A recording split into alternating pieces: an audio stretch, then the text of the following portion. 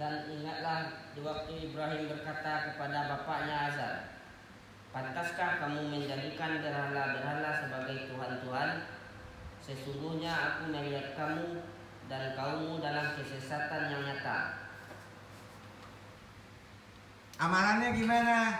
Astagfirullahaladzim, Astagfirullahaladzim, Astagfirullahaladzim.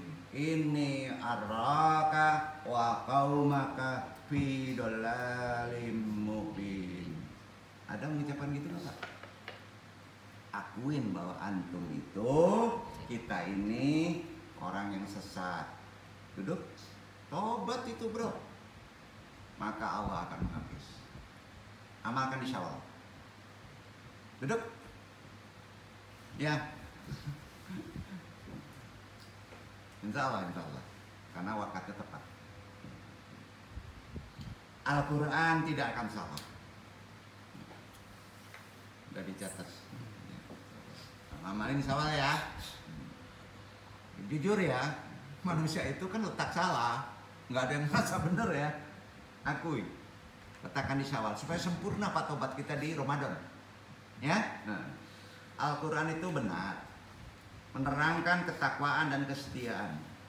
Ini ada di Nabi Ibrahim sebelum ditutup ke Fadilah Syawal ya. Itu amalan johirnya di Syawal, puasa. Pendek aja. Tapi untuk tauhidnya, ini kan masuk tauhid Pak. Tauhid itu mengajakkan amalan kita menjadi peka. Ya. Itu ada di Quran Al-Baqarah 125. Diulang baca.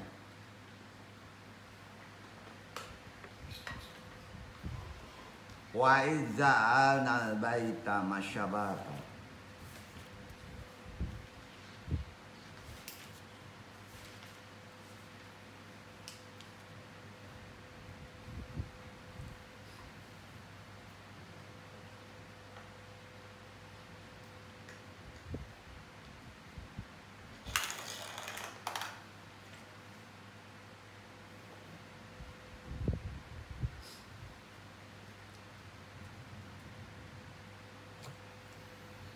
Wa isja'alnal baita masyabata linnasi wa amna wattakhidhu min maqami Ibrahim musalla wa ahidna ila Ibrahim wa Ismail an tahhira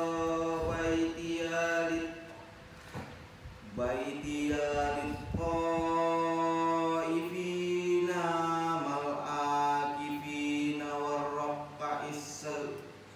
warraqa'is sujud.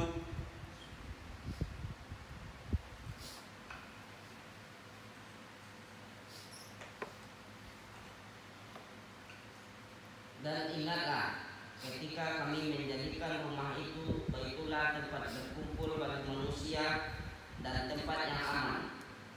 Dan jadikanlah sebagian makam Ibrahim tempat sholat. Dan telah kami perintahkan kepada Ibrahim dan Ismail, bersihkanlah rumahku untuk orang-orang yang tawaf, yang itikaf, yang ruku dan yang sujud. Lamakan, karena kita nggak dekat dengan Allah. Ruku dan sujud di Syawal, ya, karena ada taubat mengakui kejoliman kita. Jadi kalau dosa lalai masih genteng, tapi dosa jolim udah perbuatan kita. Kita nggak merasa jolim, jangan. Ya, karena kita juga kadang nggak sadar, kita juga bisa jolim. Jadi tobat paling tinggi di sufi itu di Syawal. Sayangnya, ya, kalau pendapat secara dasar ilmu ini tidak bisa diamalkan di luar Syawal. Anda mengaji pasti berdasarkan disiplin waktu. Karena doa yang makbul itu terletak pada waktu yang tepat, tempat yang dibolehkan secara syariat, betul kan? Nah, itu ada di hadis. Dan siapa yang melakukannya? Soleh enggak? Anak yang soleh, ya. Insya Allah. Kalau itu paham, antum makbul. Jadi makbul itu ada. Salah satunya Syawal itu dengan 6 itu adalah wasilah. Sama juga pengantar. Lebih cenderung di Syawal itu kepada ketajaman, menyempurnakan ketajaman ketertutupan kita dalam segala solusi kehidupan. Syawal. Sampai titik ini ada pertanyaan? Insyaallah. Kita kuatkan lagi sedikit lagi. Ya. Jadi ayat tadi secara tekstual kita memahami konsep ketakwaan, ketundukan Nabi Ibrahim dalam sejarah. Tanpa ada sejarah kita nggak tahu kehidupan dulu yang bisa diimplementasikan sekarang kan. Itu pentingnya kita mengaji sejarah karena ada fikih di sana. Ada petunjuk, ada aturan hidup dan keluarganya untuk melaksanakan berbagai perintah Allah dalam kehidupan dan berlaku sampai akhir zaman. Jadi jangan disepelekan hal ini, terutama dalam konsep tauhid.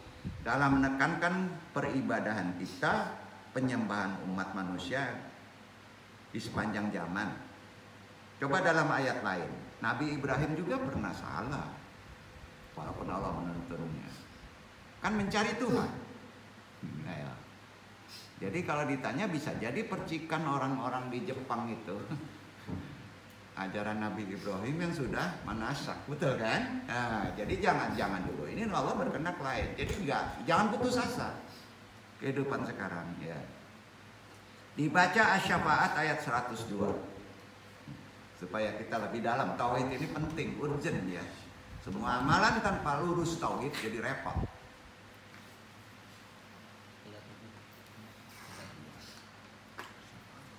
Falamma balagha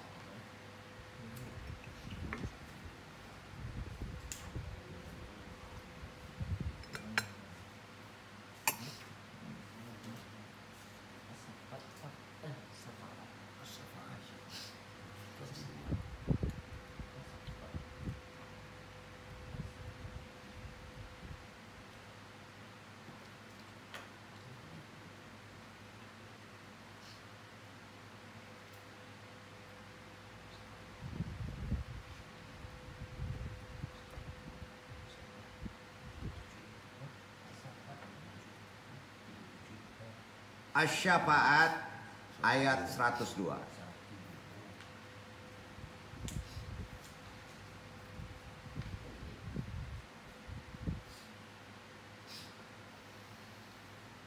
Falamma balagha ma'ahu sya'ya qala ya bunayya inni ara fil manami anni asbahuka fanzur maza tarak qala ya abati if'al ma ta'mar satajiduni insya'allahu minas sabirin.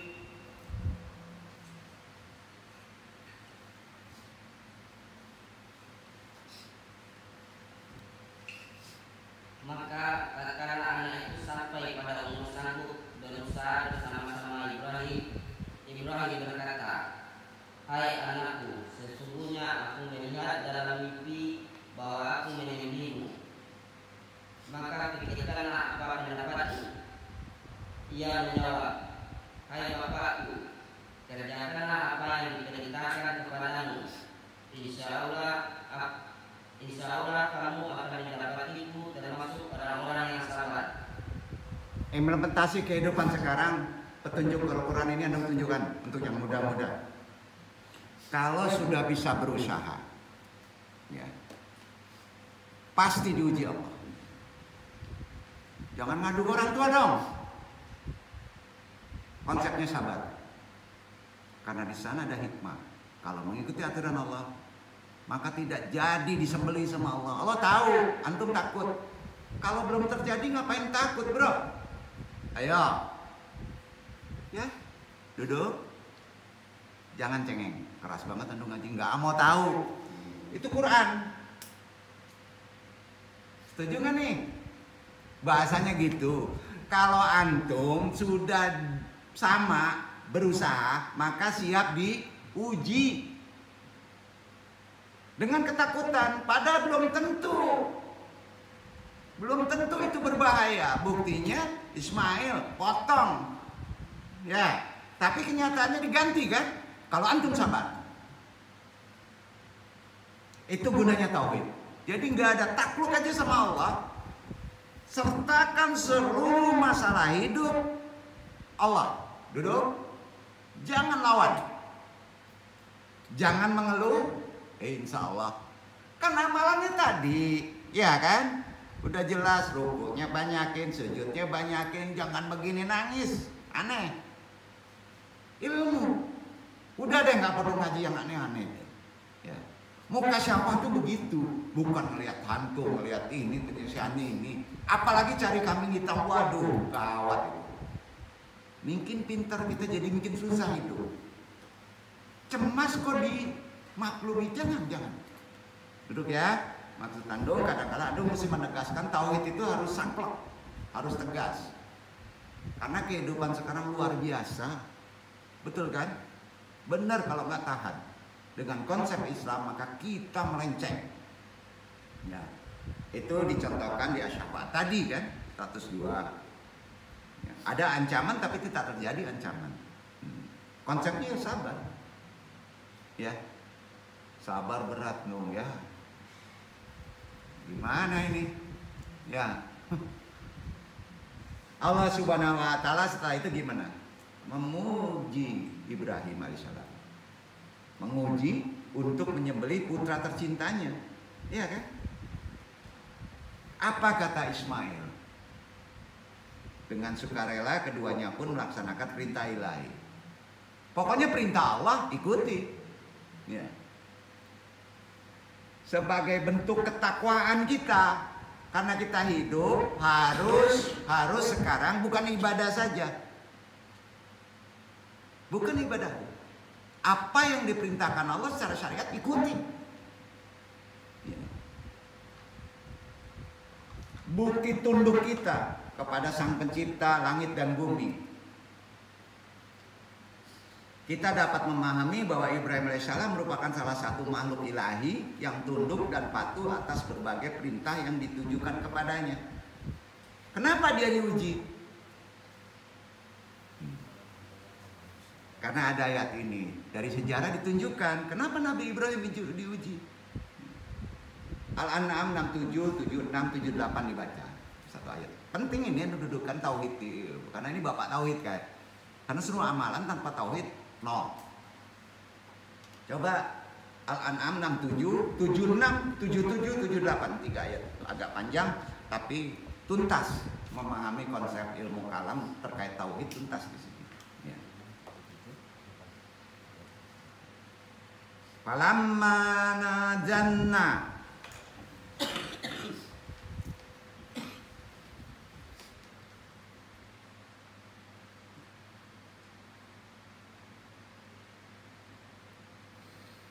Falamma janna alaihil lailu ra'a kawkaba qala hadza rabbi falamma afaqa qala la uhibbul afilin falamma ra'al qamara bazighan qala hadza rabbi falamma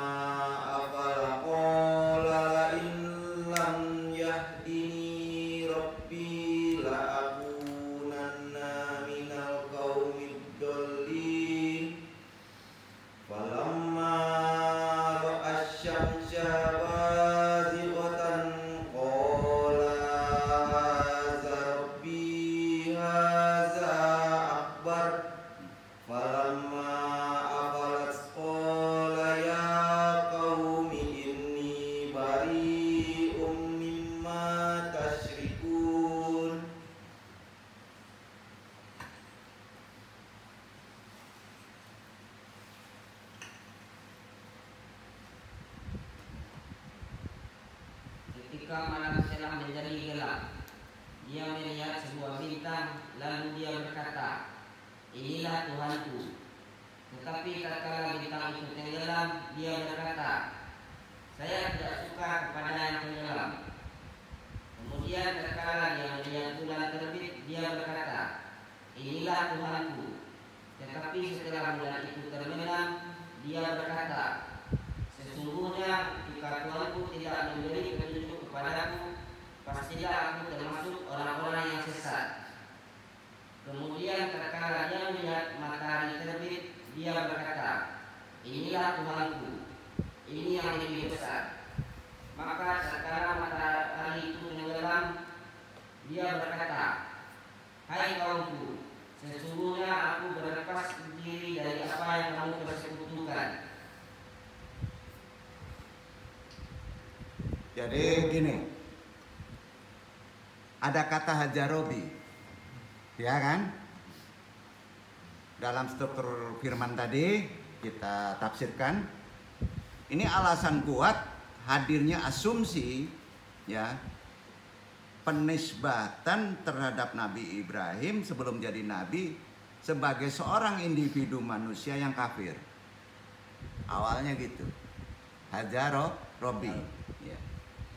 Tidak meyakini secara benar keberadaan Allah, betul kan? Iya kan?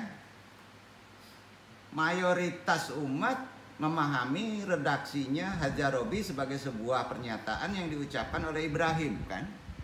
Ya. Kepada masyarakat, akan tetapi menjadi catatan penting, hajarobi dalam permaknaan surat tadi, ya, bukan bermakna pernyataan atau ikhbar, melainkan pertanyaan atau istifham, ya, yang diberikan Ibrahim kepada para penyembah matahari. Akhirnya Nabi Ibrahim mencari, betul kan? Hajarobi merupakan pernyataan yang dilontarkan Ibrahim untuk membuktikan Tuhan atau pemilik semesta hanyalah Allah dan tidak ada sangkut pautnya dengan sesembahan lainnya, kan gitu. Tentu menjadi pertanyaan dalam wacana ilmu mantik logika, terutama orang barat. Ini agak sedikit dijelaskan dulu ya. Nah, kita kan pola berpikir filsafat nih. Kita mengenal istilah open question argument, betul? Hah, ayo, benar nggak? Pola berpikir kita, sebuah metode argumentasi yang pertama kali diperkenalkan oleh siapa sih? Anda kurang tahu nih. Ya, J. Moore. Ya, dalam maklum opusnya berjudul Principia Ethica. Ya, saya belajar filsafat. Ya. Bahwa kalimat tanya juga dapat mengatasi berbagai kerancuan proposisi argumentasi dan sekaligus menjadi metode pembuktian terhadap argumentasi yang dibangun dalam sebuah proposisi yang disebut open question argument atau argumentasi pertanyaan terbuka. Pusing dong. Enggak, dong disampaikan aja dulu. Ya. Contohnya seperti begini, langsung iktibar contoh ya. Saya tahu memberi uang kepada para pengemis adalah upaya membahagiakan pengemis, kan? Betul kan? Tapi pertanyaannya, apakah itu baik bagi pengemis itu enggak? Ayo. Kalau pakai argumen barat ini, antum nggak akan sedekah. Betul kan? Nah, berarti dia nunggu aja ngemis terus. Maka konsep ini harus selalu ke Quran. Carikan ikhtiar dia. Jangan begini. Itu konsep filsafat kalau diluruskan kepada Quran. Nah, argumentasinya jadi benar. Iya kan? Nah, berbeda jika kita memberikan sebuah pertanyaan, saya tahu bahwa Ahmad umpamanya adalah seorang vegetarian.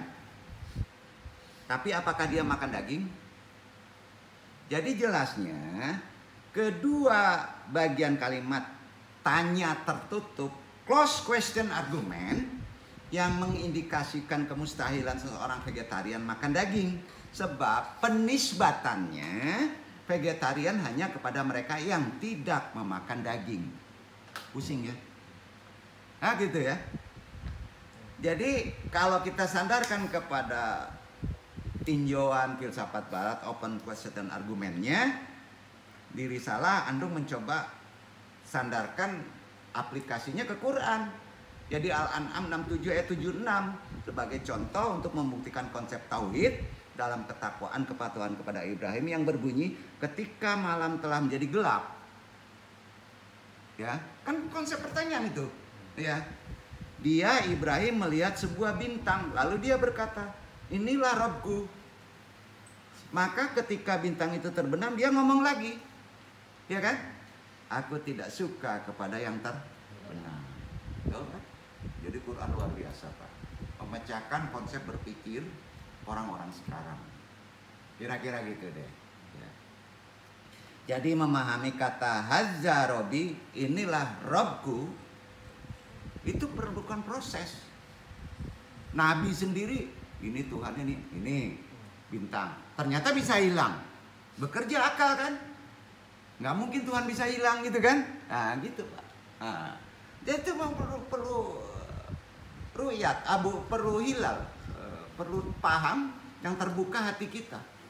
Tidak ada ilmunya Pak, kecuali akhlak kita baik, hati kita bersih.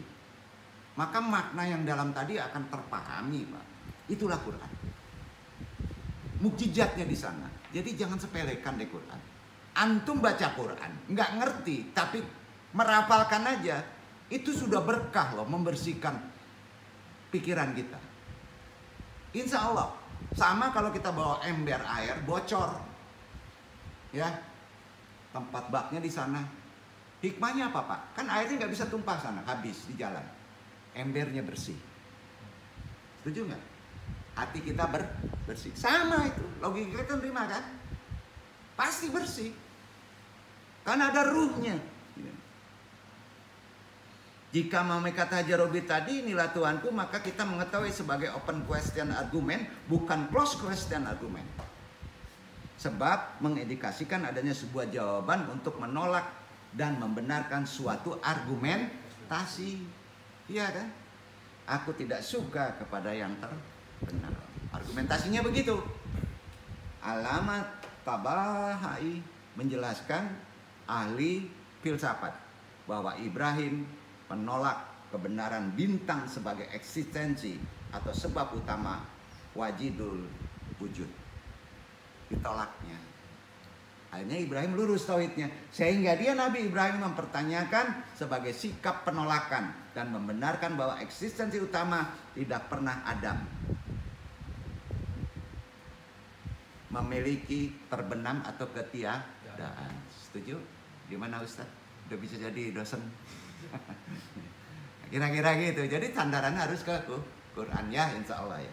Ini penting bahasan kita bertauhid supaya pikiran kita ternyata menjadi kuat, kokoh. Ternyata kita mengandalkan wahyu, huda, dinas, petunjuk. Ya.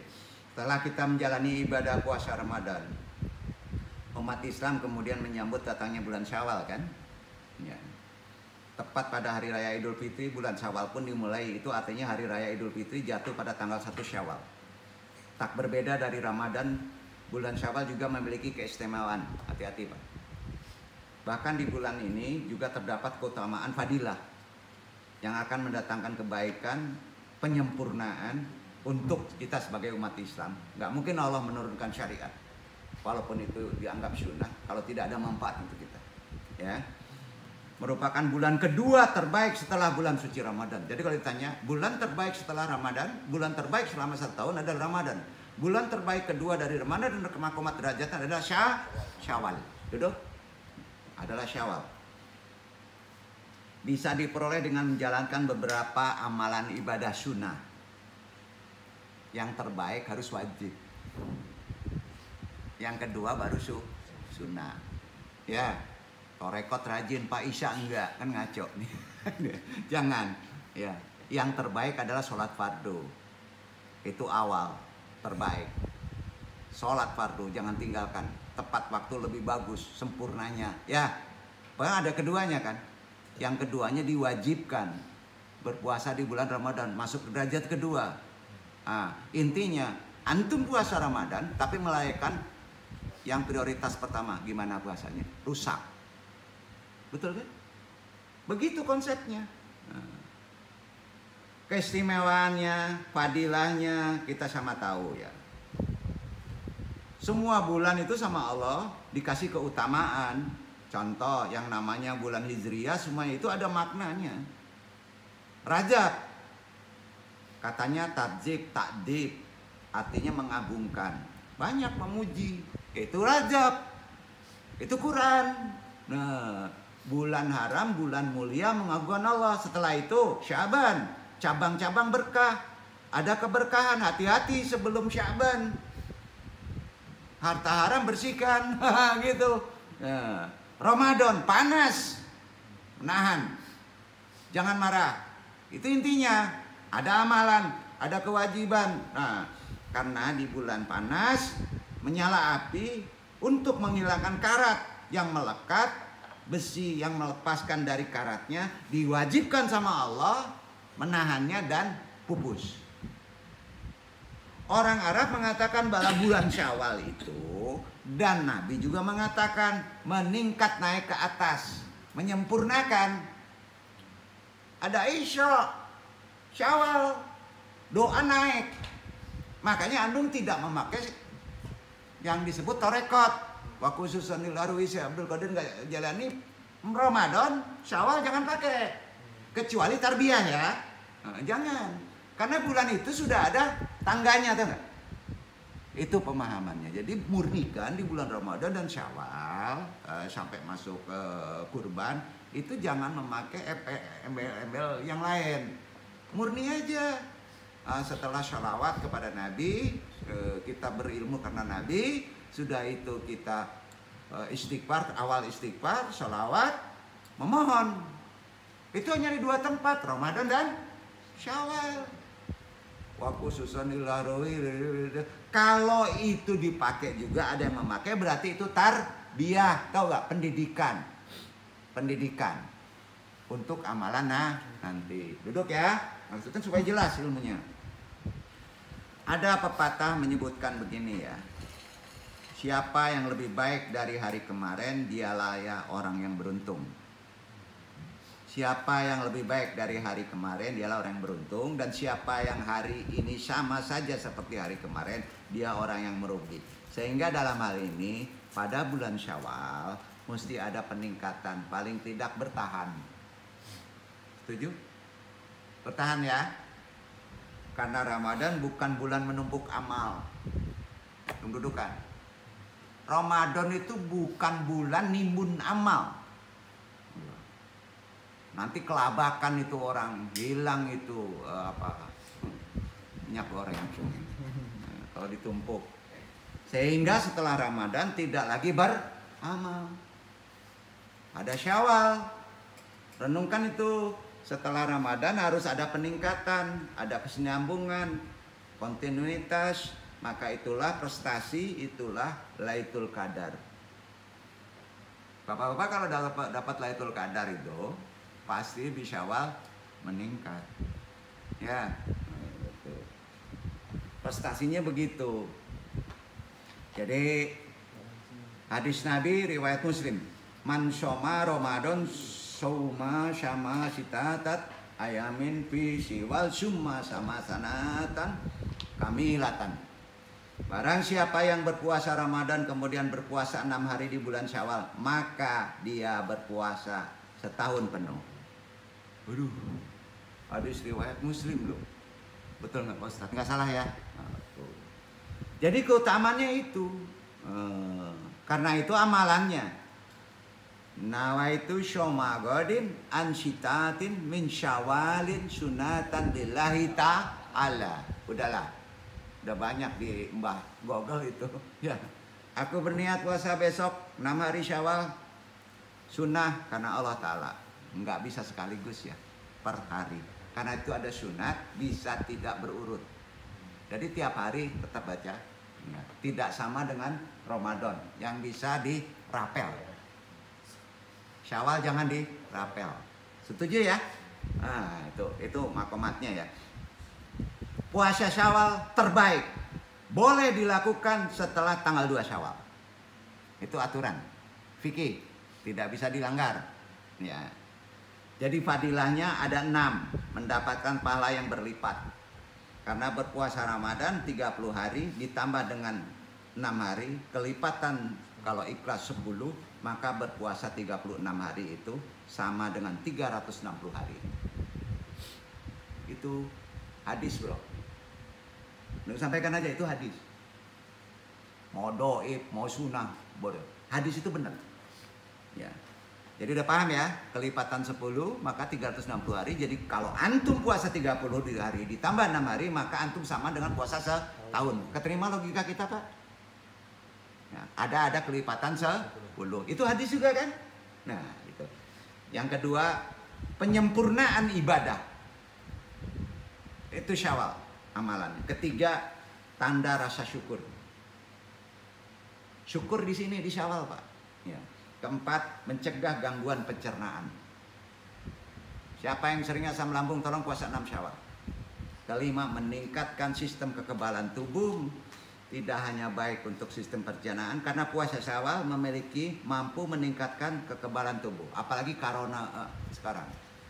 Jadi wakuruna kemarin kan. Saat Syawal ya, nggak tahu kan ke depan, takut ada virus yang aneh-aneh. Ya, saat seorang sudah terbiasa menahan rasa lapar selama bulan Ramadan, ini memicu sel darah putih ditambah dengan 6 timbulnya, menyeimbangkan. Itu hikmah luar biasa dari Allah untuk tubuh manusia. Syawal menyeimbangkan, menguatkan sel darah putih. Duduk ya. Dan yang antum sampaikan ini tibun ilmunya, tibun nabawi. Kalau nggak mau diamalkan, baik ruhani menyempurnakan ibadah kita setahun itu ruhaniun. Dan juga secara materi fisik menaikkan sel darah putih luar biasa. Ajaran Islam itu detail dan benar, dapat menghindarkan dari segala infeksi. Wallahu a'lam bishawab. Mudah-mudahan bermanfaat hari ini untuk bekal kita di kehidupan ke depan. Kita selalu berdoa mudah-mudahan Allah masih memberikan waktu untuk bisa bertemu Ramadan di depan. Handallahu wa iyyakum ajmain. Wassalamualaikum warahmatullahi wabarakatuh. Waalaikumsalam.